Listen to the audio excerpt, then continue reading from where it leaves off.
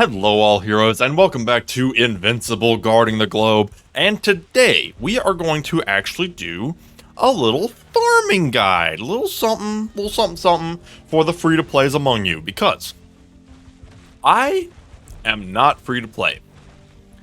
But if I were, I would want to know exactly what I should save my resources for, and additionally, how much I should save. Which is what this video is for. If you are just somebody who likes to wail out and go crazy, you might still gain something from this video. At least you might be curious about how to minimize your spending. I know I, for one, very much need to minimize my spending, and I plan to. But that's neither here nor there. We're not going to worry about that right now. Right now, we're going to talk about what events that we have already had that you should be saving for. Because the nice thing is, the events are recurring. We have so far had a few iterations of most events, and undoubtedly they will come back around. I'd be highly surprised if any single one of these events that I'm about to name just disappear off the face of the earth and never come back again. They're popular, they make money, they will come by, this is the way. So, I'm gonna basically list like 3 events that you want to look out for and that you kind of want to save for. Although I say that, I'm actually going to give an honorable mention first. So basically this is of the 3 top events, this is number 4 that you want to save for a very specific reason that I'm going to go over. And it is the event usually titled Think and Act. Now this one is unique. I've gone over it before in previous videos. I believe we've had it 3 times in the past. I could be mistaken on that, doesn't really matter. But what this is it is a special 3-minute GDA op that is effectively a boss fight, where every 5 waves you get through, you get either 2 elite characters, or excuse me, 2 rare characters or 1 elite character. The elite character, of course, being more rare. You'll see it in the events here, and then it pops up in the GDA events over here. So, here's the thing with this event and why I put it at 4th place. I don't quite put it up on the podium, because it's actually pretty easy to farm for. Unless you're spending money, the only thing you need to worry about to fully max out the potential is get at least 3,000 gems. The cards you need for the 3-minute GDA op are usually offered in the shop. There, you can get 1 card for 300 gems, and you can buy that 10 times. Not unlike new character events, which we will discuss in the future. You can get 10 of those cards for only 3,000 gems. Keeping in mind that if we rank a character at approximately 200 gems per character, I mean, give her that number fluctuates depending on your value of it, but that's a pretty good deal. Here's the kicker, and why I put it in 4th place instead of the top 3. It makes up for it by being very skill-based, perhaps is the word. It's tough. It's a 3-minute boss rush, basically, where you're only going to fight 1 enemy, but it's a bulky enemy. Maybe go see my previous video titled Freebies Time, where I actually go over the fight with Alan. A particularly tough one because Alan is a defender who can heal. I have not yet made it to wave 15 now. Or made it past wave 15, I should say. Now, I also did not have a ridiculously cracked Universa at that point. Now that I've got Universa, I might make it past wave 15. And that should really tell you something. I've got a level 660, 11-star Omnipotent plus Universa, and I'm still using the word might. You need some muscle to really get the most out of the Think and Act event, which is why I caution you to really spend any gems on it. Nice thing is, you do get a fair number of freebies. You get some free tickets from the logins. Use those to judge if you can at least make it past wave 10. If you make it past wave 10 and you hit that 2nd threshold for units, might be worth the gems. If you're only getting past 5, not really. So at least get past 10. If you can get past 15, then first of all, you've probably got some Omnigen Plus characters that are really doing the muscle for you. But if you can make it past 15, then you're talking value. You are talking serious value at that point. So that's why I give that one an honorable mention. Next, I want to talk about the new character events that are structured like the Doc Seismic event and the Russ Livingston event. Now, what these events are typically made of is they are not any kind of like special shop. They actually just apply to your main shop. But they give you double elite drops and they give you the fixed refresh count. What does that mean? Well, as you see here, if I have the refresh now button for the 20 gems, if I hit that button, that goes up to 25. If I hit it again, it'll go up to 30, 35, etc., etc. It becomes expensive in a hurry. With the new character events that showed up as the releases of Doc Seismic and Russ Livingston, those refresh rates were just totally fixed at 20. So you could refresh as many times as you wanted, and you didn't have to worry about the price skyrocketing on you. It also meant that since Russ and Doc Seismic were actually just in the pool here, they didn't get any special treatment.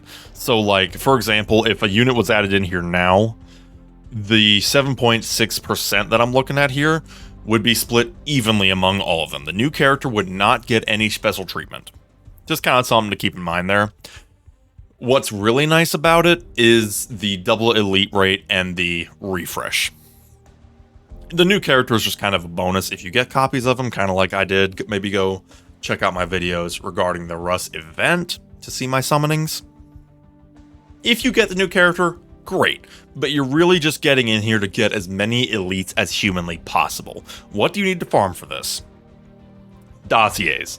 Lots and lots and lots and lots and lots of dossiers. That's actually what I'm trying to do here, is I'm trying to save dossiers so that, you know, I can do my recording videos without having to spend a few $100 every single time, because holy crap, that hurts. Unless you want to, you know, subscribe to the channel and watch the videos, and then I can get more ad revenue, and maybe one day in 10 years I'll break even. No, yeah. But in all seriousness, dossiers are the biggie that you want to save for those types of events. Gems as well. I would put a slightly higher emphasis on the dossiers for this specific event, but gems are equally important because they usually do have gem packs in the shop to buy dossiers and gold dossiers with gems. I question if that's really worth it. I'd say first and foremost, just save the resources as is and choose wisely on how you want to spend them. Don't just randomly be spending blue dossiers on a single elite unless that elite is like the one thing you need to get a big upgrade. Like, for example here, like let's say I really wanted to get Universa powered up here. I need a lot more From World Beyond characters than just one Universa. So I'm probably not going to summon on just one Universa if she popped up in the shop. Now, if it was a double elite or even a triple elite especially, then I might. But be picky with your dossiers and be very picky with your gems. Because like I said, the double elite rates and the fixed refresh rate is a nice one. It is a gold mine for some easy elites and bonus points for the fact that it does crank up your shop level a bit. Since it is not like an event shop or anything, as you do your summons, you get shop level, and it usually has challenges as well that will give you some extra dossiers as you summon. Now, that's what I rank as basically the third best event so far. The second best event so far is going to be... You're going to get some deja vu, honestly, because I'm going to say a lot of the same things. But it is actually the Faction Summon event. Now, this event is very interesting because the value can fluctuate wildly depending on what faction it actually is. But I'm still going to rank it as number 2 just because of what you can do with it. Now, basically what happens is it pops up an extra shop here between recruitment and equipment for the event. And it will only drop characters related to that faction. The last one was actually from Worlds Beyond. What made that one special is it was actually an early release of Universa as a summonable character outside of her initial new character event. So what basically happened is the only characters in that event were Alan, Battle Beast, Universa, and their respective commons and rares. That was a nice one for a few reasons. One, it still had the fixed refresh rate, so you didn't have to worry too much about the gems, which was nice. And two, the shop leveled up quick. Nice thing about event shops, since they're not permanent, they have a much less strict requirement to get them leveled up, as opposed to the main shop. This main shop takes freaking forever, whereas the event shops, they are much, much easier to get leveled up. Bonus points for the fact that, like on the previous event that we talked about, it always has events going on here, or at least the last one had event challenges going on to give some free dossiers. Nice perks. Really, really, really nice perks. So to that point, same thing as the third event. Dossiers and gems. I know that sounds so basic to say, like, oh, what currency should you save? The currency you should save is the currency. But seriously though, again, don't be using dossiers on just the random elite that pops up every now and then, because the kicker with the event shop is not unlike the new character event that we talked about previously, where it gave the double elite rates. The new event shop, even though it's not technically double rates, they actually do tend to have average higher rates. So you've got a better chance of pulling doubles. Bonus points for the fact that since it's a faction, you're not going to get pity broken by well, not pity broken, that's the wrong word. You're not sharing space with a faction you don't want. The percentage is going completely to that one faction. Like I said, From Worlds Beyond was a big one for me, because it allowed me to do this with my Universa. Now, to be fair, that was after, spending some coin, if I'm being totally honest. But you get my point. You can do a whole lot with not a lot. With the faction events, all you gotta do is save up dossiers beforehand. And gems as well that can supplement as dossiers, or so that you don't have to be too picky with your refreshes. Now, the top event that I want to list as the thing that you want to save for is going to be the new character event, styled based on Universa, Angstrom, etc., etc. I don't remember if they have like a terminology for it, so I'm guessing I'm going to call it the new character event shop event. I don't like that wording. New character event shop, we'll call it that. Basically, what this is, and again, reference my previous videos if you want to see it in action, but same as before, it's a new shop, but this particular shop uses its own currency for both summons and refreshes, and you get that currency by doing event GDA ops that have their own cards. So what does this mean? This basically means that if you are completely free to play, you can still participate in this event. You might not go crazy, you might not get the new character all the way up to epic, especially since the new character is traditionally a lower rate, but the new character will be mixed in there with other characters relating to the new character or matching their faction. Like for when Universa was released, Universa was there along with Alan and Battle Beast. That was insane because the rates were only split up between those two characters. Admittedly, that one's kind of 1 in a million. The point is, smaller pool means higher chances to get the characters you actually want. And again, it has its own currency. The GDA op gives you that currency. You use the chips to actually get into the GDA op, some of which they do give you for free. They do give you a few like every day, just for logging in and actually doing the op. That means that even if your gem count and your dossier count is 0, you can still play it, which is pretty nice, honestly. But let's talk about what you should save up if you do want to excel a bit more. Gems. Lots and lots and lots of gemmies. First of all, They do have the gem option to buy just the cards that you would use in the GDA op when it does pop up. It's 300 gems per card, and you can buy up to 10. So that's 3,000 gems to get the maximum number of those cards. However, there's other gem deals. There are gem deals for the pink currency that you actually use to buy the characters. That one's kind of a last resort because it's a little pricey at like 450 gems if I'm not mistaken. And then they do have like a pack for the recruitment items as well for like 80 gems or something like that. I forget the exact details. Those are kind of on a last resort basis. But they have one more gem pack, which is for 1,200 of your gem currency. You can get the access card for the GDA op, as well as a decently healthy amount of the pink currency to actually summon characters and the items you need to refresh the shop. Now, like I said, that one's a little bit more, but if we're looking at the raw gem value of the individual items, it is actually a pretty good deal.